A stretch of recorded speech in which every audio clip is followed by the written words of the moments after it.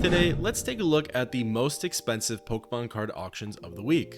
This list is brought to you by PWCC Marketplace or Fanatics Collect, and it's actually the auction lot of number 141. So this is the one to have ended last Sunday. Without further ado, let's take a look at the list. So we're going to go in order of least expensive to most expensive, and it's going to be the top 12 featured on this list. Starting off, we have the 1999 base set Shadowless first edition holographic Clefairy. This scored a PSA Gem Mint 10, so not bad at all. Let's take a closer look at the card. Here you have the Clefairy card, first edition stamp. It is Shadowless, base set. Honestly, a really nice card. I don't know that I've seen a Clefairy pop up yet on this list. If I'm correct, Clefairy is pretty hard to grade, or I'm thinking of Blissey, but it honestly could be both.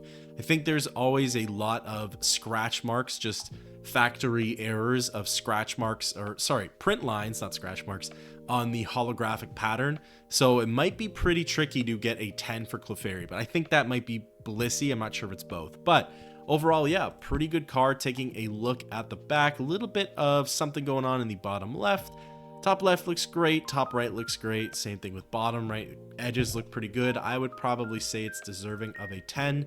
This sold for $9,000 and received a total of 24 bids. Then up next, at number 11, we have the 2001 Japanese New 4 Shining Mewtwo.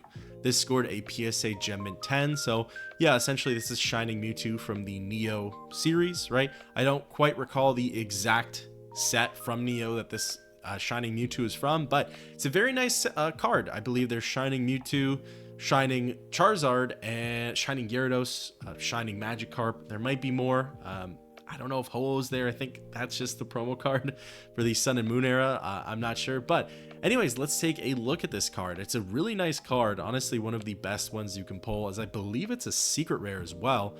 Yeah, I mean, honestly, it looks great. The holographic pattern is actually over the Mewtwo in of itself instead of the background, right? So kind of a reverse there, so to speak.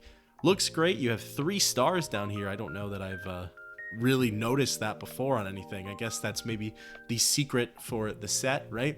Looks great. Taking a look at the back, it is the old school Pocket Monster card game. Backing looks really good, to be honest with you. I bet you can get away with a lot of damage on those white spots compared to the blue spots. Yeah, looks great. Overall, sold for $9,600 and received a total of 42 bids. Then at number 10, we have a 1999 base set Shadowless first edition holographic Charizard, which scored a PSA 8 near mint to mint. Excuse me there.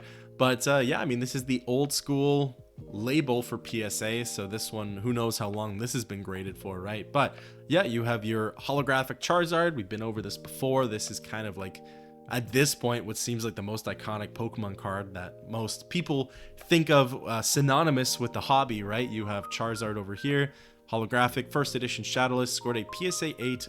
It'll likely tell in the back why it got an 8. I mean, yeah, you see some roughing in the bottom left corner. The right edge looks pretty rough too, bottom right corner.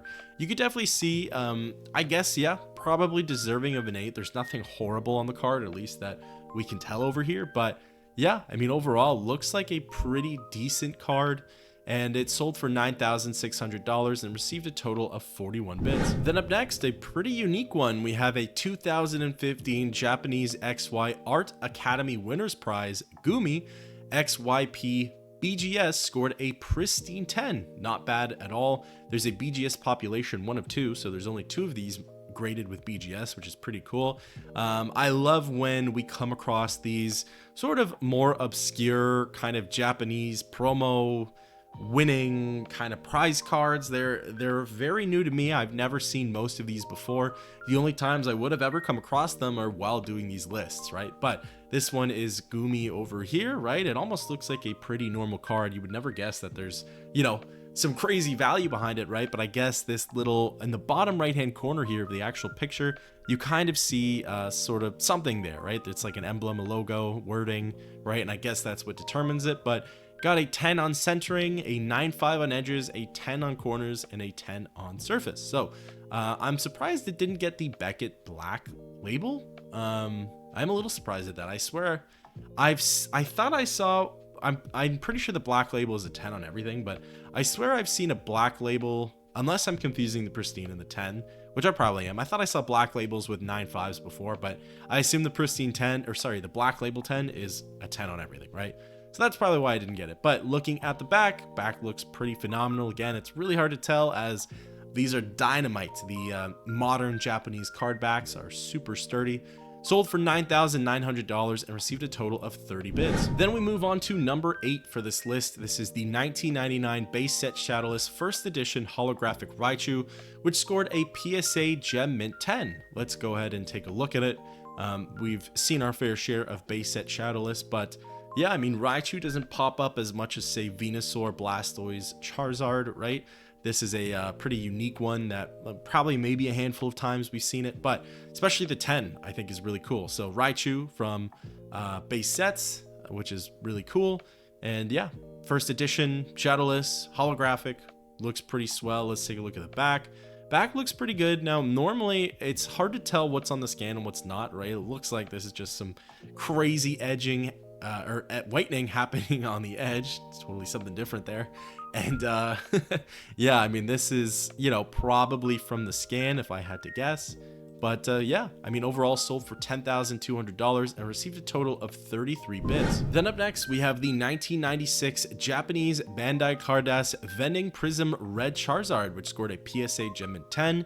We've seen these a couple of times. I don't recall what other colors.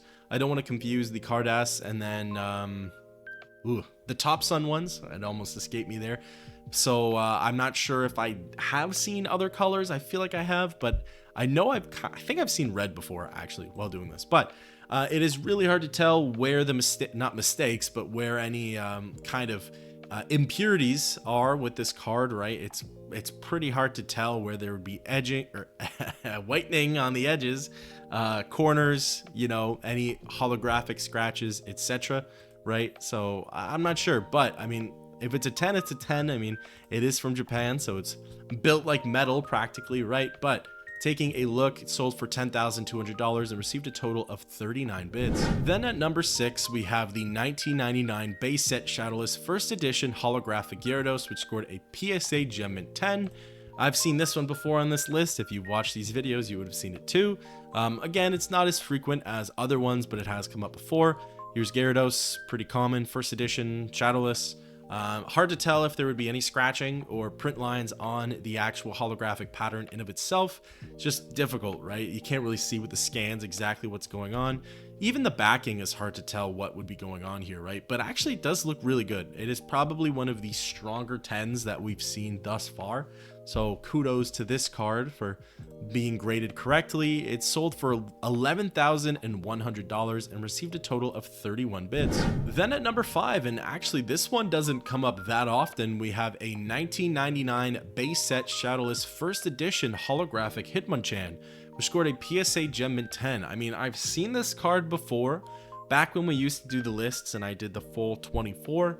I've since condensed it to 12 because, well, I think it's just easier, and I think the top 12 are a little more fascinating and have higher values and more distinct values than the bottom 24 area, right? But anyways, I don't know if I've ever seen this card this high up. First edition Hitmonchan, holographic, Shadowless, right? Pretty good, pretty good. Taking a look at the back.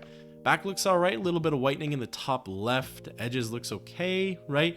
Probably middle 10. I don't know if on the weaker or the stronger side, but a middle 10 for sure. Sold for $11,400 and received a total of 23 bids. Then at number 4, we have the 1999 base set Shadowless first edition holographic Venusaur, which scored a PSA Gem Mint 10. This one makes sense. This one I've seen on this list plenty of times before, probably in and around this area as well, especially that PSA 10 really scores that value way up high. First edition Shadowless. You know what I haven't seen in a while though? Thick stamps. I feel like that used to be really common to see while looking at these lists, but I feel like I haven't seen a thick stamped card in quite some time. Taking a look at the back, again, I don't know what is the scan, what's the case, what's the card. That left side looks horrible, but I'm gonna assume that's just the scanning and the way the light is reflecting. Could be some white speck kind of damage over here, but I'm not sure. The easiest tells are the corners though. I mean, the corners look fine, I would say. Something going on in the top right, but nothing horrible. Probably deserving of a 10, I would imagine. $13,800 is what this card sold for, and it received a total of 29 bids. All right, this next card is really cool and honestly might be one of my favorites of what we've seen thus far for this list, because I don't know that I've really seen it ever, to be honest, while doing these kinds of videos. But we have a 2000 Black Star promo holographic Venusaur number 13, which scored a PSA Gem Mint 10, and I actually love the look of this card. I rarely see this card. I saw it at a convention one time, but it was absolutely beat up and destroyed, and they were charging an arm and a leg for it still. But take a look at this card. I had no idea that this, I guess, yeah, Black Star promo.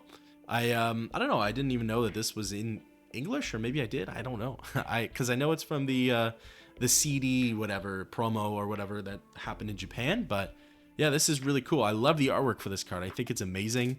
I know there's a Charizard counterpart. I can't remember if there's a Blastoise counterpart, but it's a promo card. It's really nice. I like it a lot more than what you get for the base set, in my opinion. I think it's fantastic. Taking a look at the back, looks pretty solid. Edges all look like they're pretty good, so I guess it is slightly deserving of the 10. PSA population 1 of 9, pretty cool. Sold for $19,200 and received a total of 49 bids. All right, then for number 2, we get back to how things quote unquote were in the past. We have a 1999 base set Shadowless first edition holographic Blastoise, which scored a PSA Gem Mint 10. Don't think we've seen a Blastoise yet for today. This one's first ed, holographic, Shadowless, right? Pretty good. Honestly, everything you could want for in a card with high value. Taking a look at that back, actually looks really nice. Normally there's some whitening in the edges, just enough for a card to get by on a 10, but this one looks pretty flawless. Looks pretty good. Sold for $21,000. That is a heck of a lot of money, and received a total of 46 bids. I will say there are times while doing this list that the top card doesn't even reach this value, so I think it's pretty cool that this is number 2. And then the most expensive card to be coming out of this list is the 1996 Japanese base set no rarity holographic Charizard Arita autograph number 6, which scored a PSA 9. It says with COA. I'm gonna be honest, I don't know what that is.